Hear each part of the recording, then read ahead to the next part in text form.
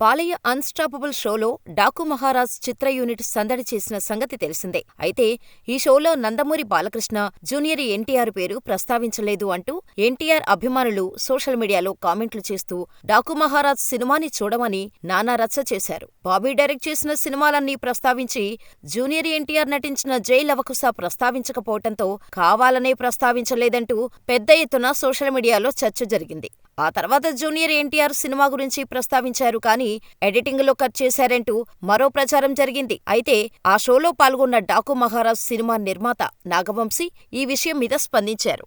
షోలో అసలు జూనియర్ ఎన్టీఆర్ ప్రస్తావన కానీ, జై లవకుశ ప్రస్తావన కానీ రాలేదని అన్నారు.